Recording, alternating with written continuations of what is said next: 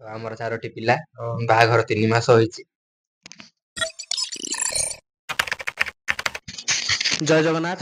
ଆଜି ଆମ ପଡକାଷ୍ଟ କୁ ଆସନ୍ତି କାଳିଆ ସଣ୍ଡର ମାଇନା କାଳିଆ ପୋଡି। ଆସନ୍ତୁ, ୱେଲକମ୍ ଜଣାଉଛି ଆପଣଙ୍କୁ, ସ୍ୱାଗତ କରୁଛି। ଆସନ୍ତୁ।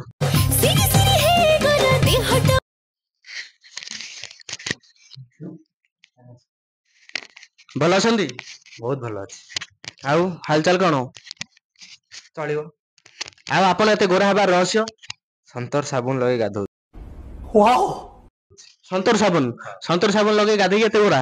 ଆଉ ଆମକୁ ଟିକେ ଦିଅନ୍ତୁ। ନଉନାହାନ୍ତି। ଆଉ ଆପଣ କାଳିଆ ସଣ୍ଡର ଆପଣଙ୍କର କେମିତି ସବୁ ବାହାଘର କେମିତି ହେଲା କଣ? Love marriage. Love marriage? କୋଉଠି ସବୁ ସେ ଭେଟ ଭେଟି? ଗଛ ତଳେ। ଗଛ ତଳେ? ଆଉ ପିଲାପିଲି? 4ଟା ପିଲା? ଆଚ୍ଛା ଆଚ୍ଛା। ଆଉ କଣ କୁହନ୍ତୁ, ଆପଣଙ୍କ ବିଷୟରେ ଟିକେ କୁହନ୍ତୁ, ତାର ଆମ ପଡକାଷ୍ଟ ଷ୍ଟାର୍ଟ କରିବା। ଆଉ ମୋ ନାଁ କାଳିଆ ପୋଡି।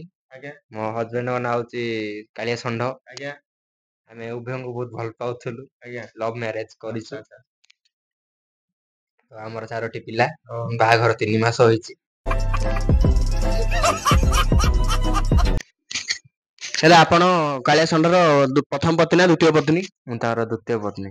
ଆପଣ ତାକୁ ସୁଟିଂ ସେଟ ରେ ହେଲ୍ପ କରୁଛନ୍ତି ଯାଇକିରି? ମୁଁ କରୁଥିଲି, ଏବେ ବି କରୁଛି।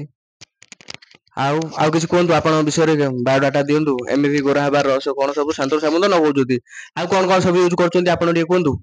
କ୍ରିମ, ତାପରେ ଆଉ କଣ ଲଗଉଛି, ପାଉଡର।